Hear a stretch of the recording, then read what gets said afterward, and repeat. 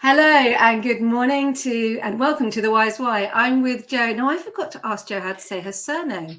That is a fundamental error on my part. So, Jo, rather than me trying to, as a dyslexic dyspraxic, I'm not going to even try and say your surname. Could you say it for me and introduce yourself?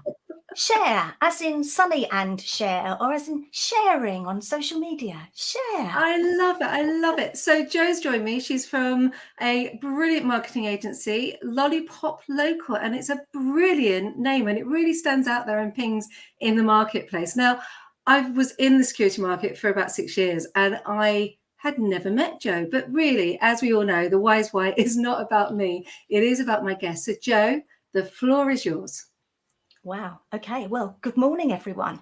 I'm Jo Cher, and I specialise in helping the fire and security good guys to double their sales. And I love what I do. But the trouble is that not many people actually understand what it is that I do. So, Kirsty, is it too early for me to get my balls out? I honestly did not expect that. And I genuinely love the fact that you've asked me, and I'm going to say it now, if you can get your balls out live on a stream on LinkedIn. So please, this is going to be really bad. Go play with your balls. I'm playing with my balls. Okay. So, most of the fire and security directors that I speak to will tell me that they get 80% of their leads are through word of mouth. Now, word of mouth is where somebody knows you or they know your customers. And if you're only relying on word of mouth, then you're missing out on half the potential for leads. You need to double that visibility. And the way to do that is to go onto the internet, because on the internet, there are a lot of people who don't know you, don't know your customers, but they do need what you do. And your role is to get Google to send you that traffic. Now, what's the job role that you know that is best suited to directing traffic? Think about it. It's the lollipop lady. Oh, your hand is shaking. This is ridiculous. The lollipop lady. And that's what I do. I am an internet lollipop lady. And if you're wondering why this ball has got lots of spikes on it, maybe Kirsty will have time to ask me about that later. I will have to ask you about that later, so I'm going to plant that into the back of my head. I love that, and I love the analogy, and I love the fact that you are directing traffic. That is absolutely brilliant. So I know why you're called the Lollipop Local. Could you explain to people how that evolved, how you became known as the Lollipop Local? Because it's just, for me, I think it's an inspiring story. Well, I was a stay-at-home mum for 15 years, and I needed that when they went to senior school, they wouldn't let me walk to school with them anymore. So I needed something to give me some exercise and keep me busy. And a job came up that was being the lollipop lady at the local school, not my kids' school, but another school. So I was a bit dubious about it, but I thought, no, actually, this is a really good job because it means I can be off in the holidays and stop them having wild parties. So that was the job that I took. So I was there in January the 21st, I think it was 2007, and it snowed. My first day it snowed, and I'm thinking, what have I done? But it got better. The sun came out eventually, and I was seeing some lovely children across the road. But I was also seeing business owners across the road, and they'd always stop and have a chat with me. And they'd tell me about their internet, their website designer who was charging them 150 quid to change a comma, or they wanted to be on the internet, but they were worried because there were people who were trying to make them pay money, and they didn't really understand what was going on. And at that time, I was studying internet marketing. With guys, with experts in America. I was getting up at 2 a.m. to go on webinars to learn how to do this stuff. And I thought, well, actually, I can help you to do this. And at the same sort of time, I separated from my husband. So I needed a job that was going to pay for my flat and also for me to carry on being a lollipop lady. And there's not many jobs where they'll allow you to leave at 2:30 to go and stand on a crossing for an hour, even if you promise to make the time up. So I started my own business, and what should I call it? Well, it seemed obvious because everybody knew the lollipop lady. Everybody loves the lollipop lady. The lollipop lady directs traffic, high visibility social media. It was almost like somebody had given it to me. And there it was. October 2010, Lollipop Local Limited.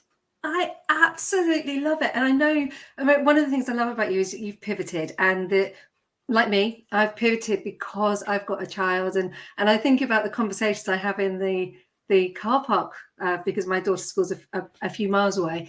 And yeah, they are insightful. And actually, you're right. I've actually got clients from that car park. So that's really, really interesting. The other thing, well, actually, no, I'm going to go on to it. Tell us about the balls. Tell us about the spiky ball.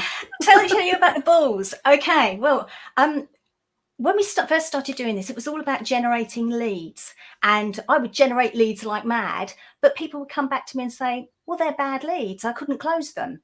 And it was only when we investigated their sales funnel that we discovered that they didn't understand the difference between word of mouth leads, which you probably can't see it, which have got trust all over them. They're lubricated by all of the trust and the love that the recommendation has given to that person to come and talk to you. It really comes and it slides down your funnel. These babies who come off the internet are cold. They don't know you from Adam. They're really suspicious because they've probably had a bad experience. And your role in your sales process is to nurture them and to rub off those sharp edges. And what you're looking for is to get a ball like this, which is because they're never at that stage, they can't completely trust you because they haven't actually used you yet. So what your role then is, once you've got them as a customer, is to keep nurturing them, keep doing the best job that you can. So you turn them into these guys who are willing to recommend you to their friends. So that's the balls. Does that make sense? I wish you had. I wish I'd seen that before I did a masterclass yesterday on sales, actually, on the sales funnel and various different aspects of how we now sell after the pandemic. And I wish I'd had that, because I would have stolen it. I would have credited. You're not stealing my balls. Keep your hands off my balls, Kirsty. I would have credited you. I would have absolutely said this comes from Joe. But yeah, that's a really simple way of getting the point across, because one of the things we all know on social media is you've got to build that know, like, and trust. Yeah. And it's almost impossible if you're not being seen. And that is what the Wise Why is about. It's about showing and I can't speak this morning, showcasing the person behind the brand, you, because I know that you've been working really hard and you've been doing some incredible stuff. So I know what you do. Why would somebody come to you? Why would they know, like, and trust you?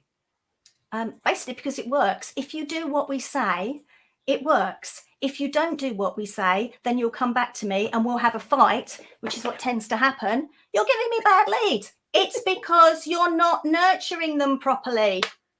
And remember, I'm a black belt in karate if I do want to hit you. Not that I abuse my clients. I should put only the bad ones, okay? The good ones will be fine. But isn't that also about we in the old days when we were talking about face-to-face sales, which we've now moved away from, because 80% of our sales, as we know, is now done through, as you already said, through either word of mouth or through from before they even talk to you nowadays. So isn't it about overcoming that objective? So when somebody comes to you, and we all have that emotive feeling when it comes to either the internet, as you've already said, you're talking to those people on the crossing and they don't like the internet, they're scared of the internet, nobody wants to go on video, nobody wants to be seen, hence why I've got a business. All of those things happen because we've got to overcome the objective. And that's honestly what you're just talking about. It's about how you do that. And we have to match our customers. I love it. I genuinely do. It's trust, Kirsty. And what happens a lot is that people come to me, but they've got no reason why somebody should buy from them. There's nothing to differentiate them from all of the other fire and security people. And what we do, and what John, my partner, is particularly good at, is teasing out of them what makes them special, why somebody should choose to get their fire and security from your company rather than the bloke down the road. It's that compelling reason to buy. I can't make these leads buy from you. I don't have a magic leads tree that I can just shake and these guys will fall off it.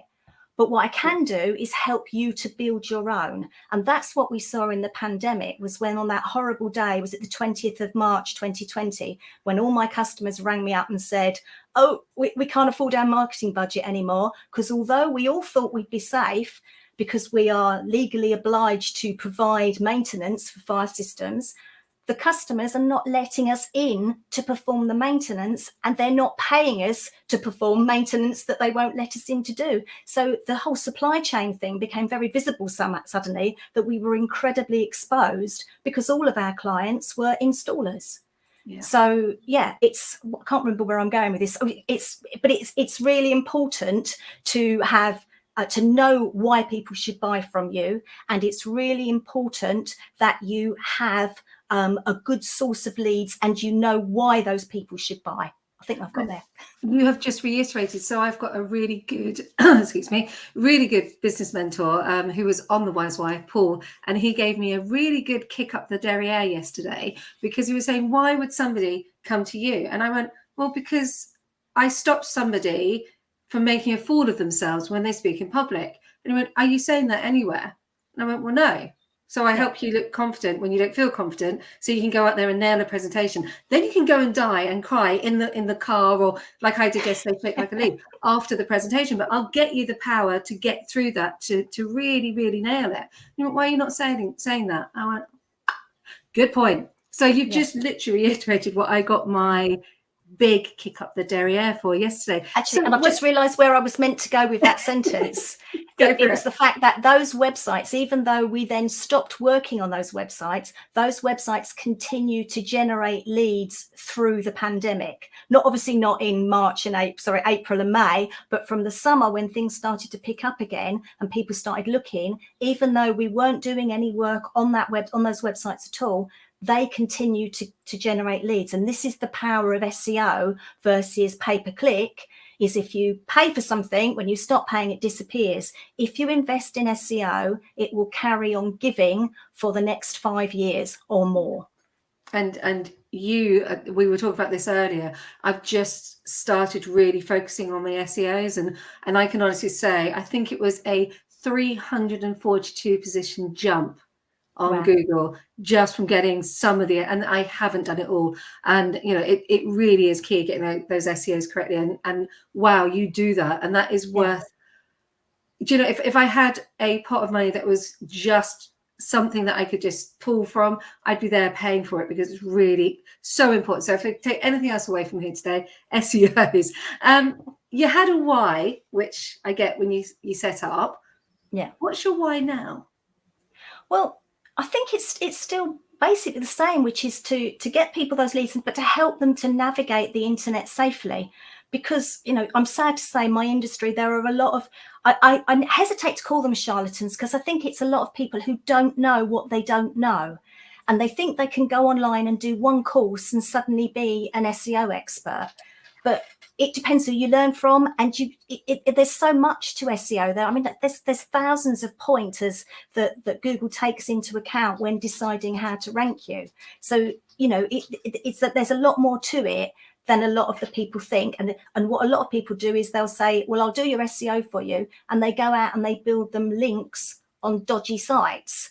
And that may work short term, but it could also damage you long term. So you need to be really careful who you're paying, and you need to know what they're doing, and to be able to see the results of what they're doing, which, as you said, is an increase in their ranking, but also an increase in your inquiries. Because if you're ranking higher for something that nobody is searching for, it's not going to generate cash, and cash is the goal here at the end of the day for all business owners. Cash, you know, that's the point. That's why we do this. Yeah, and I was talking yesterday about how because I do this. So I do this Wise Why every Friday during term time. And because I put that onto YouTube and it has my name in it, because Anchor, which then feeds into all the other podcasts, has my name on it. One of my best SEOs turns out to be my name. And yet a year ago, I would never, ever have thought to put my name in as an SEO. And yet it was one of the best decisions I ever made, even though, and I'm going to say it made me feel so uncomfortable. Yes. You know, I'm really comfortable in this environment, but actually seeing my name on Google, easy to find anything about me. Oh, that's that be seen thing, isn't it? It's that, I don't want to be associated. So yeah, I think you are absolutely spot on. And it is, I'm going to sit there and back you up. It is hard. It's that spending the money putting the money out there, investing a lot of money and going, am I going to see the return? Well, you are. You really are. And I wish I had that pot right now, because I would give it to somebody rather than spending hours and hours and hours researching it. So yeah, really important, guys. Get those SEOs, get in touch with Jo. Any aha moments? Yeah, I think the big one is you can't help everyone. And, you know, and that's what I want to do. I'm like a big mum of the, you know, I want to keep you all safe. But, you know, if you're not willing to change the way that you do some things, if you're not willing to follow my advice, I can't keep you safe. And also I can't give you the success that you want, because we, you know, over 11 years, we've developed a framework of 9 steps that are required to see you double your sales. But if you won't follow the steps, then you're not going to double your sales. There's no way we can do it. So it's that trust between the two of you. So yes, I learned I can't help everyone, and sometimes I have to let some people go. Yeah, yeah. And one of the things we were talking about yesterday was making sure that people know it's okay to leave. It's okay that we can't help you. We can only help a small group of people, or who are our customer base, because we can only do what we can. We cannot help everyone. I love that as an aha moment. So I love this, but who helped you? Who's helped you along the way? Who's inspired you? Who's inspired me? Well, obviously the wonderful John Law, who I couldn't do this without, because he is the data behind my kind of, my fun. He's the data behind my fun, I think. You know, if you'd said to me 15 years ago, one day you'll be paid to go and chat to people on the internet, I'd have laughed at you. Well, I'd have laughed at you if you'd said I was going to be having anything to do with computers, because I learned on a manual typewriter. I can type at 61 words a minute on a manual typewriter. You know, so on this, and I thunder like a herd of elephants. I've had to buy a silent keyboard because my typing interferes with John's calls.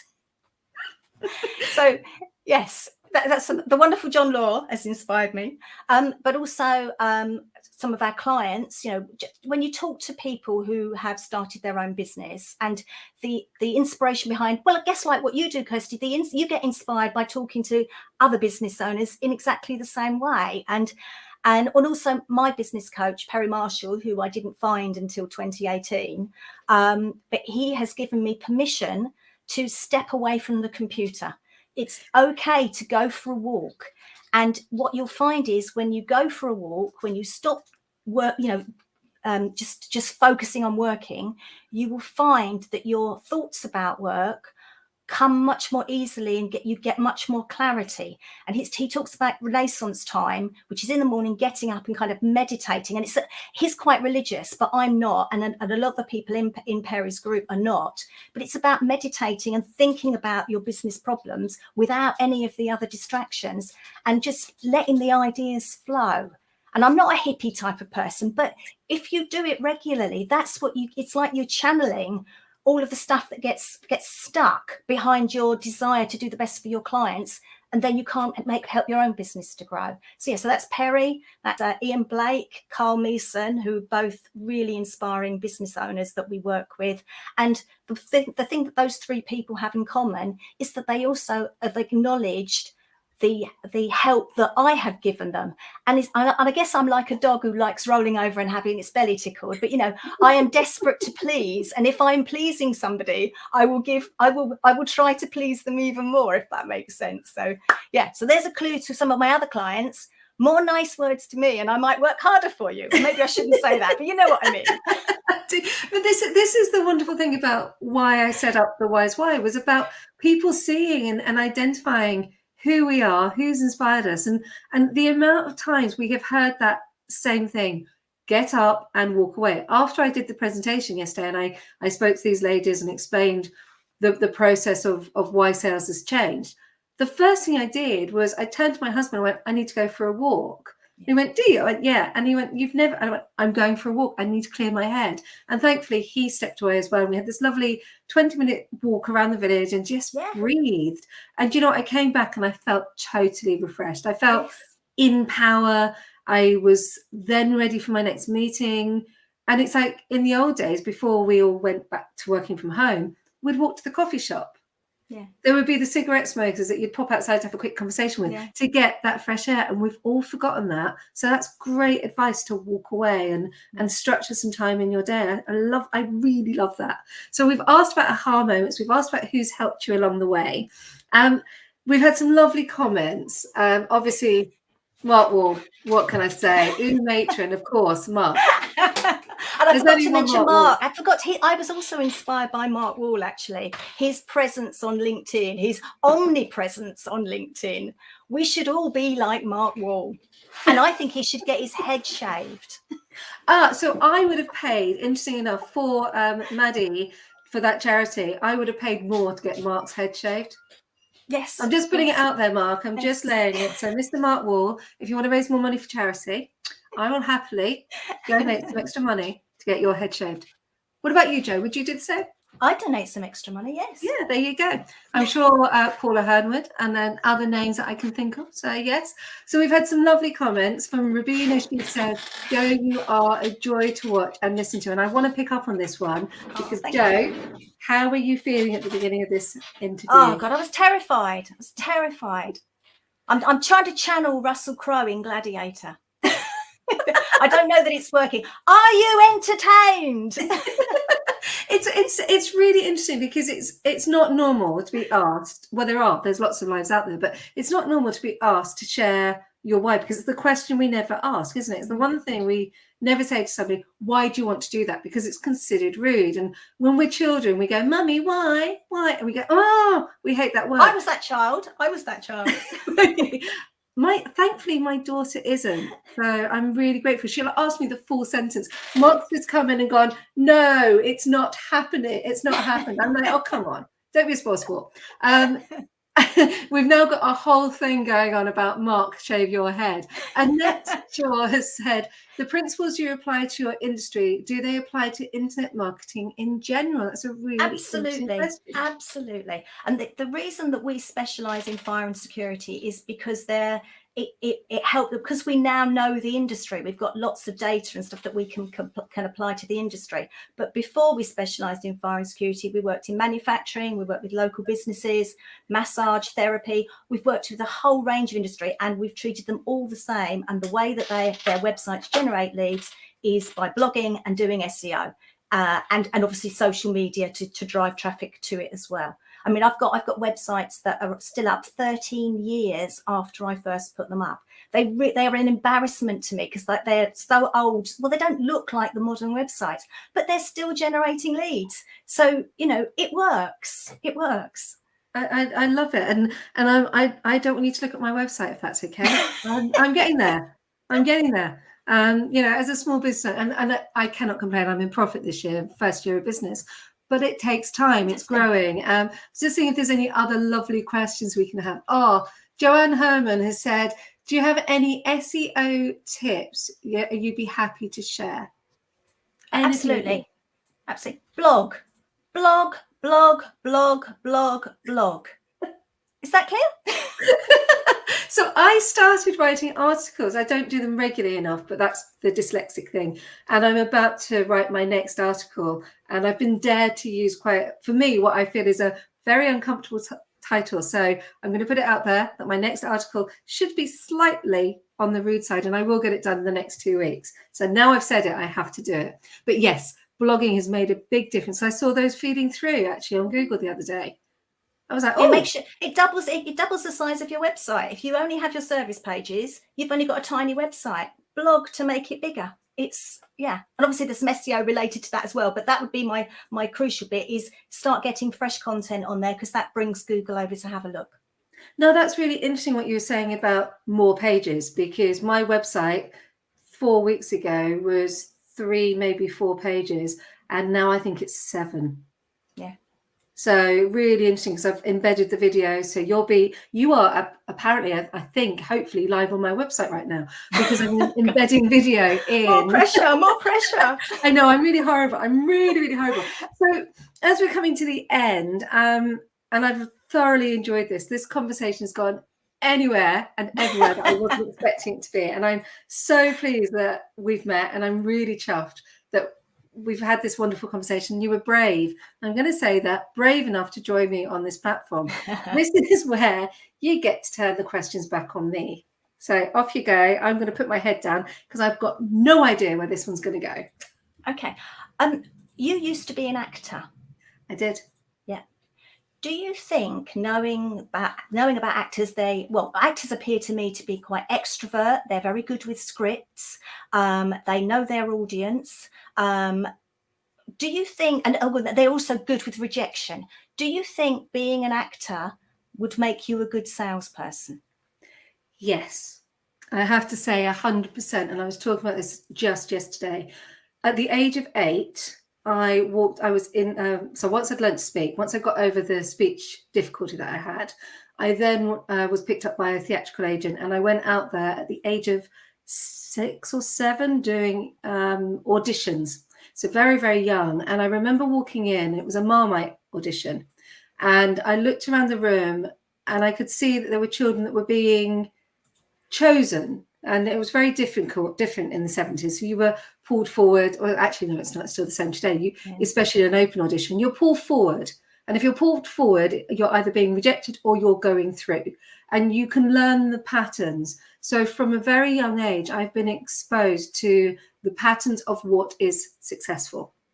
So that's ingrained in me. And when you're in a room, and when I auditioned for 42nd Street, there were 3,000 people, I think, 3,000 that attended. There were 8 of us that were pulled in.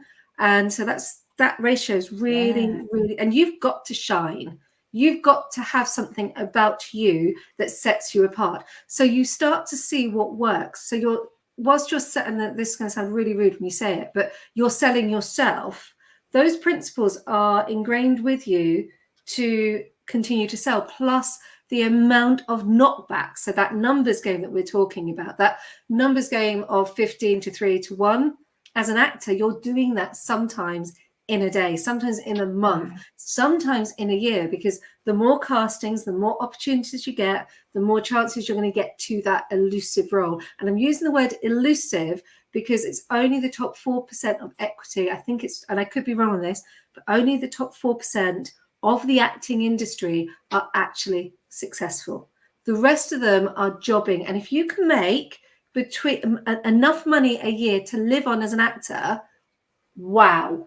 And I mean, wow. Most of us spend our time doing sales training, working in a department store selling makeup, events where we're on the stand. So all of those things where we're traffic stopping somebody at an event, say, hi, what brings you here today? We're learning and honing our sales technique, and we're doing it because we have to survive. So 100% being an actor teaches you resilience, it teaches you how to sell, and it teaches you how to market yourself. So yes, 100%. Fantastic. So there you go, fire and security guys. It's that if you're looking for a salesperson, look for an actor.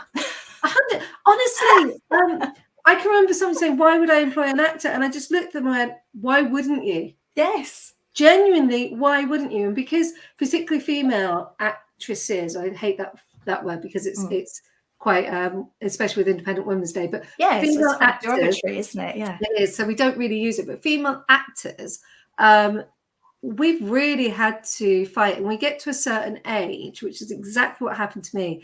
If you're not in that top 4%, you're going to really struggle to get work because the casting, that the roles for 35 to about 55-year-old women are they're better now. I'm not going to get on my shoebox. They're better now, but you will see lots of men 35 to 65, 70, and they will be with younger women. Clint Eastwood, I love him dearly, but you know, and you're like, so you've got a 70-year-old man, 80-year-old man playing a love lead to a 45, 50-year-old woman who is really well known. You won't find somebody that hasn't been in that top 4 in that bracket. It's almost impossible, which is why we have to pivot and why we have to diversify, which is why I do what I do, and why, going back to the why all of my coaching is different, because I underpin it with acting technique. And that's why I will get you confident and you won't make a fool of yourself. So that's And so you've shown that today, because all your coaching over the last couple of days has really helped. Look at me sitting back in my chair and relaxing in the outfit that you chose for me, with the lighting on in the way, even though it's a ring light and you hate ring lights, so yeah, it's Kirsty. So, and then that's the thing, people don't realize, if you're going to come on the show, I am going to help you. I'm going to put you into a position in a very short space of time where you own and share the screen with me, because I'm not looking to take over. I want to have a conversation. So yeah, thank you for taking my tips on board. It's been an absolute pleasure. We've got a few more comments which I will finish on. So Annette says, yes, we're entertained and we've learned Thank you. at the same time. Oh, Mark, bless you. We're both amazing to you. Affirmation from Joanne Herman about blogs. This has been an absolute brilliant session. Jo, thank you so much. Thank you. Thank you, everybody, for turning up. Brilliant.